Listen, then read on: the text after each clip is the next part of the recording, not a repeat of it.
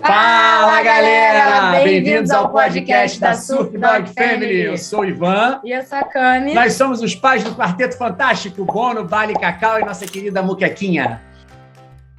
Hoje, nosso podcast é super especial. Nós temos aqui uma convidada que é a Renata Losso, que é veterinária especialista em nefrologia da Clínica Animalia Pet Care, no Rio de Janeiro, que é inclusive a clínica onde os nossos filhotes são atendidos e muito bem cuidados. E hoje o nosso tema é sobre março amarelo, né? Sobre doenças renais. Às vezes, doenças renais a gente nem sabe, né, que existem em cães e gatos e a frequência, né, que elas existem. Então, a gente está aqui com essa convidada mais que especial para bater um papo um pouquinho sobre esse assunto. E aí, Rê? Oi, pessoal, eu sou a doutora Renata Losso, eu trabalho aqui, eu atendo no setor de nefrologia da Animalia Pet Care. Eu estou aqui para a gente bater um bate-papo, para tirar as dúvidas, a gente levar um pouquinho do nosso conhecimento aí para o pessoal. Essa é a ideia. A galera acho que não sabe, a galera tem um pouco na verdade, falta de conhecimento, né, Rê, sobre essa parte. Acho que as pessoas não sabem de doenças renais em cães e gatos, às vezes não conseguem entender, e é muito mais comum do que a gente imagina, né? Eu acho que tem alguns casos, né, que eu estava dando uma lida a respeito, é bem comum, né, acontecer. Eu queria começar mesmo perguntando, na verdade, as causas dessas doenças renais em cães e gatos. Quais seriam as causas mais comuns, na verdade, né? Assim, o que a gente tem que entender é que a doença renal ela é uma condição que advém de algum problema ou de alguma causa levando a esse quadro, né? Tá. Assim, de causas que a gente tem, a gente pode dividir-las até em dois grupos, que são as adquiridas, que são aquelas congênitas hereditárias, que são aqueles pacientes que já nascem com alguma alteração na parte renal, tá? E aí, nessa questão, é legal a gente falar sobre... Existem algumas raças que são predispostas a essas alterações. Que são os Yorks, os Shih Tzus, os Yasis, os Retrievers, o Shar-Pei, que tem uma doença específica para essa raça. Então, é super importante a gente até alertar que quanto antes a gente fizer um check-up nesses pacientes, é interessante, talvez a gente consiga pegar, quanto antes a gente conseguir pegar a doença num quadro bem inicial, o prognóstico é bem melhor. Então, por exemplo, a gente recebe um paciente que veio por algum outro motivo, por uma doença dermatológica, um paciente jovem, mas que a gente já sabe que é de uma raça que tem uma predisposição, é legal nesse paciente a gente já olhar ele com outro olhar, entendeu? E já nesse paciente tentar fazer um check-up ali voltado com o quadro renal, para ver se é um paciente que tem realmente uma predisposição ou não, entendeu? Existe uma idade mais ou menos mínima que vocês costumam olhar, tipo, tá na hora de fazer o check-up? Assim, normalmente eu peço aí com um ano. Normalmente, o que acontece? Nesses casos que tem a predisposição, a má formação, normalmente quando a gente descobre, é justamente naquele momento que o paciente está se preparando para fazer uma castração. Entendeu? Então, assim, faz alguns exames de rotina e a gente acaba descobrindo. Sim. Só que quando a gente já sabe que o paciente ele é predisposto a ter uma alteração, se a gente for pensar, vamos fazer uma avaliação renal, e a gente pensa só na creatinina e na ureia, que é uma forma da gente avaliar. Normalmente, nesses pacientes, por eles serem muito jovens e estar no início do problema, a creatinina não vai estar alterada ainda, vai estar normal. Isso não quer dizer que ele não tenha um problema renal. Então, nesses pacientes que a gente já sabe que tem uma predisposição, o ideal é a gente, além do exame de sangue, fazer o exame de imagem, que é a ultrassonografia, para a gente avaliar se ele já tem alguma alteração na morfologia, na imagem do rim. Entendeu? Isso é importante. Porque normalmente aqui a gente já teve N casos e o paciente estava super bem, e quando ele veio se programar para fazer a castração, a gente descobriu que ele tinha um problema. Apesar dele clinicamente estar ótimo, entendeu? Então os exames básicos, assim, para o check-up é sangue e ultra. Na verdade, é sangue, urina e imagem. Entendi. Tá. Entendeu? E quais são os sintomas, assim? Tipo, uma pessoa que... Aí, na verdade, isso que eu falei são as causas de má formação, né? Mas existem as causas adquiridas, que essas também são super importantes, entendeu? Porque, normalmente, essas causas adquiridas, elas podem levar a uma injúria renal pela doença ou por algo que esteja levando a um comprometimento renal, e isso evoluir por uma insuficiência renal aguda, uma doença renal crônica, ou ele pode evoluir sem ter sequela nenhuma, entendeu? Ele ter passado pelo aquele processo ali, ele mesmo ter se resolvido e não ter tido nenhuma sequela, entendeu? E nesses casos, dessas doenças adquiridas, a gente tem as hemoparasitoses, que são as doenças transmitidas por carrapato, a leptospirose, a leishmaniose. É importante esses pacientes ter uma boa saúde oral, porque a periodontite, a doença periodontal, leva também a um quadro renal. Qualquer tipo de inflamação, infecção, pode levar a um comprometimento renal. E algumas doenças, né, podem levar ao comprometimento renal. Então, essa seria uma das causas que poderia levar à doença renal. Uma pergunta bem leiga aqui. O comprometimento renal, em alguns casos, pode ser dado por conta de medicação? Pode. Aí, no caso, eu entro nas adquiridas, em envenenamento, intoxicações, envenenamento de planta, intoxicação, medicações que a gente sabe que tem um efeito nefrotóxico. Então, são as causas que a gente chama de adquirida, que pode, de alguma forma, levar a uma lesão renal. Essa lesão renal ela pode evoluir e virar um padrão crônico, entendeu? Entendi. E como que a pessoa começa a perceber que o animal dela está com alguma doença renal? Assim, pra gente falar... Fora exame. Fora os exames, assim, que existe um quadro... Assim, na verdade, quando a gente fala sobre sintomas, assim, no paciente renal crônico, vamos dizer assim, às vezes são coisas muito sutis, como um emagrecimento, uma perda de peso muito sutil que o tutor não percebe logo assim de início. Quando ele olha, ele já vê, nossa, como ele realmente emagreceu. E às vezes é tudo muito sutil. A poliúria-polidipsia, que é o beber muita água e urinar muito. A perda de apetite, ou apetite mais caprichoso, é aquele paciente que começou de uma certa forma, agora ele enjoou, parece que está enjoando da ração, não quer comer essa ração, aí o tutor vai e troca por outra alimentação. Às vezes esses já são alguns sintomas, vômito, diarreia. Só que esses sintomas, eles também são parecidos com sintomas de outras doenças também. Então é importante ter aí o veterinário do lado para tentar definir se essas alterações são de um paciente renal ou são por outros motivos, entendeu? E o importante é que quanto antes esse paciente venha para a gente tem um melhor prognóstico, entendeu? Porque no paciente renal, se a gente conseguir diagnosticar o processo todo no início, a gente tem o melhor prognóstico para esse paciente. Então, quanto antes a gente conseguir fechar realmente que tem um problema ali, sem ser já nos estágios terminais, a gente tem mais coisa para fazer e agregar para esse paciente. Quando é descoberto muito no inicinho, já troca a alimentação, porque tem essa coisa da alimentação específica para... Na verdade, a gente tem vários estágios, né? Quando a gente tem um estágio muito ali inicial, muitas vezes a gente não precisa fazer troca de alimentação ainda, entendeu? Aí isso vai depender muito das alterações que a gente vai encontrar. Mas quando a gente está no estágio 1, muitas vezes a gente não tem tantas alterações. Mas o importante nesse momento a gente diagnosticou, ele tem um quadro renal crônico. Apesar dele clinicamente estar super bem, os exames não estão tão alterados, às vezes só tem uma alteração morfológica na ultra. Esse é o melhor paciente, esse é o melhor momento de a gente pegar esse paciente. A gente vai acompanhar ele desde o início. Então, na verdade, para esse paciente, a gente vai fazer um planejamento e acompanhar ele de perto, entendeu? Nem sempre a gente troca a alimentação logo nesse início, não. A gente pode ser que a gente troque um pouco mais à frente. Aí vai depender de cada situação. E nem todos os casos precisam trocar, né? Não em todos. Nesses casos iniciais, aí dependendo, conforme a coisa for evoluir, a gente precisa fazer a troca sim. Entendi. Entendeu? Mas aí depende de cada caso. Entendi. E normalmente... Não é assim, eu descobri que meu paciente é doente renal crônico, está no estágio 1, bem inicial, eu já vou trocar para alimentação renal. Nem sempre a gente precisa trocar direto para alimentação renal. E as doenças renais, elas conseguem ser revertidas? Ou só estabilizadas, controladas?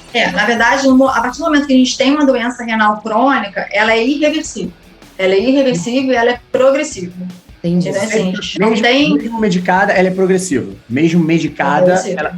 Tá. Só que quando a gente pega desde o início e vai acompanhando, a gente tem, conforme a gente for fazendo, dando o suporte, muitas vezes a gente consegue fazer com que essa progressão ela seja um pouco mais lenta. Entendeu? É um paciente que a gente vai acabar se cercando de vários cuidados, coisas que de repente a gente não faria se a gente não soubesse. Então a gente acaba aumentando a sobrevida e melhorando esse paciente, entendeu? Entendi. E o paciente com problemas renais, ele tem uma vida normal? Ou tem que ter alguns cuidados específicos? Ele pode fazer exercício físico, não pode? Não, ele pode ter uma vida normal, ainda mais com o paciente em estágio 1, estágio bem inicial, é vida normal, porque assim, clinicamente ele não vai ter alteração nenhuma, a gente só sabe que ele tem um problema e que a gente precisa acompanhar ele de perto, entendeu? Entendi. Mas dependendo da situação do paciente, é vida normal. Agora, tem aqueles pacientes que estão em estágios mais avançados, em que eles vão estar mais prostrados, eles não vão estar se alimentando, então eles vão estar fracos, aí a situação acaba mudando um pouco. Mas nesses pacientes que a gente já diagnostica um problema ali no início, é vida normal. Entendeu? Nós aqui, né, amor, a gente nunca teve nenhuma experiência com nenhum deles com um caso, né, de fraqueza nos rins. Não, o único que apresentou uma pequena mudançazinha, alguma coisa renal nos últimos anos que fez nada muito significativo foi o Bono. Aí por isso até eu tinha uma pergunta na parte aí por medicamento, lembra que você falou que as doenças renais podem ser causadas até por ingestão de medicamento contínuo? Eu queria saber a parte ali do cortisona, pelo fato de ele ter tido muita coisa de dermatite, a gente passar aqueles remédios que tem cortisona, que tem corticoide, assim, enfim, se esse excesso, né, dessa substância, se isso aí poderia gerar algum problema renal, obviamente. Na verdade, num paciente saudável, a gente não teria um problema direto ali com o corticoide. Agora, o corticoide usado em altas doses, o uso prolongado para qualquer paciente, ele pode levar a algumas complicações, alguns efeitos colaterais que podem, sim, sobrecarregar a parte renal. Ainda mais se for algum paciente que já tem alguma predisposição renal, entendeu? Agora, o que é super importante é a prevenção, porque assim, se a gente faz algum tipo de prevenção, a gente acaba diminuindo a chance desse paciente ter algumas causas que são as causas adquiridas. Por exemplo, fazer um preventivo de carrapato, entendeu? Preventivo para filária, a vacinação correta, manter uma saúde bucal em dia. Manter em dia, na verdade. Manter a saúde bucal em dia. Então, são coisas que a gente pode fazer e a gente já sabe que são coisas que podem levar a um problema renal e a gente faz a prevenção para que isso não aconteça. Então, a gente acaba eliminando algumas causas, entendeu? Pra gente manter isso direitinho. Principalmente nas raças mais, né, predispostas a ter, né? Sim, aí no geral, qualquer raça, entendeu? E nessas que eu te falei que, assim, são raças predispostas, não quer dizer que as outras raças não possam ter esses tipos de problemas de má formação. Entendeu? Assim, estão mais predispostas esta raça, mas outras raças podem vir a ter também. E nos gatos... Como são raças que a gente já sabe que pode ter, a gente acaba se cercando e olhando com um olhar diferente, vamos dizer assim. E nos gatos, funciona mais ou menos da mesma forma? Sim. Funciona da mesma forma. Mesmos cuidados, né? Tem os mesmos cuidados. E é tão comum quanto nos cachorros? Sim. Na verdade, os gatos é até mais comum, vamos dizer assim. Acontecem bastante também. Então, assim, tanto para cães quanto para gatos. E, assim, o importante é que aqui na Animalia a gente tenta fazer uma rotina, assim, pacientes a partir de 5 anos, a gente já começar a fazer um check-up, para a gente ver se já tem alguma alteração, algum indício, alguma coisa que possa sugerir o doente renal. Legal. Como rotina mesmo, entendeu? Até porque nesses pacientes crônicos, vamos dizer assim, a gente não sabe que o paciente tem um quadro renal. Por quê? A doença ela é muito silenciosa. Então, muitas vezes, essa perda de peso bem sutil, o doutor acaba não percebendo, vamos dizer assim. E aí, quando ele traz para a gente, a coisa já está muito avançada. E tem outra coisa, né?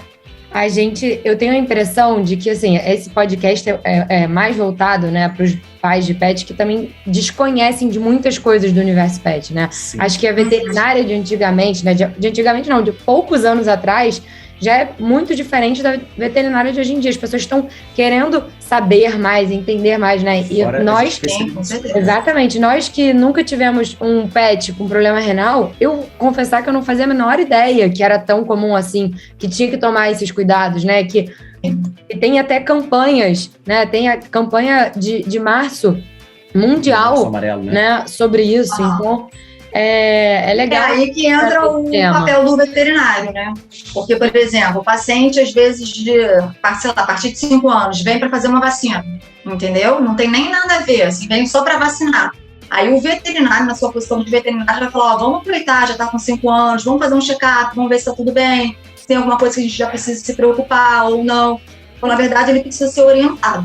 Exatamente. A gente bate bastante nessa tecla, Rê. Eu acho que uma das coisas que a gente passa aí pro pessoal que assiste a gente, nossos seguidores, é da rotina dos check-ups. Você está sempre cuidando dos seus filhotes, você não precisa esperar acontecer. Que as pessoas têm muito essa... Isso é, na verdade, desde o carrapato, desde um simples carrapato, e apareceu, vou dar remédio de carrapato, sabe? Tipo assim, não, as pessoas ainda têm um pouco esse raciocínio com os cães e gatos, até nas doenças. E ele apresentou não sei o quê, vamos lá fazer o exame?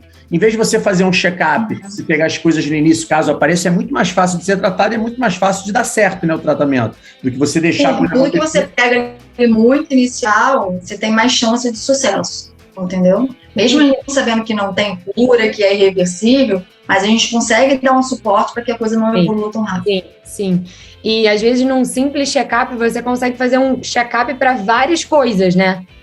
Não é um check-up para doenças renais, você pode aproveitar. Na verdade, quando a gente vai fazer por exemplo, um check-up com um paciente que veio para vacinar, então um paciente que já está ali com 5 anos, a gente não vai fazer uma coisa específica para a parte renal.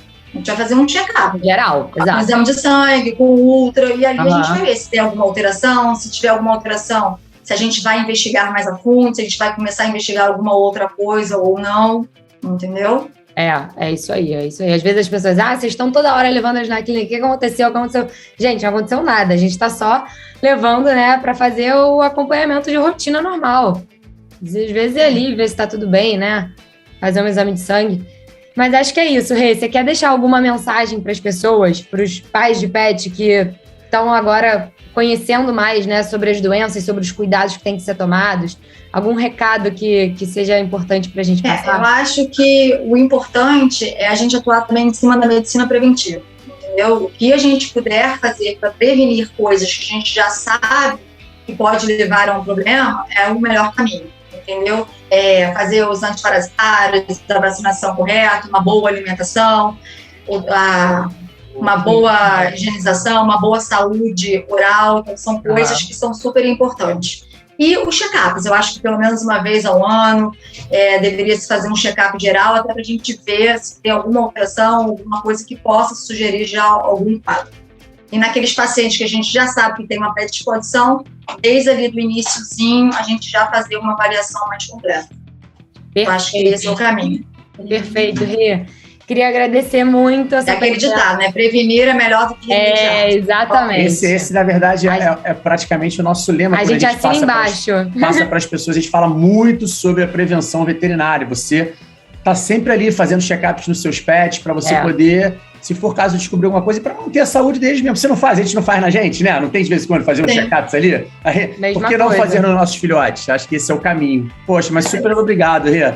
Acho que a gente conseguiu bater um papo, falar um pouquinho dessa dúvida que a galera tem. Cada vez as pessoas estão com mais dúvidas e acho que é importante passar um pouco de informação, né? Pra gente ter, principalmente nesse ramo aí, desse lado dos nossos filhotes, né? Que é mesmo da família. Compartilhem com seus amigos. Compartilhem com seus amigos, pais, donos de pet. E se vocês quiserem que a gente fale algum tema, deixem nos comentários. Perfeito. E acompanhe aqui. Tamo junto. É isso. Valeu, Obrigado, gente. Ria. Obrigada, gente. Beijo. Beijo.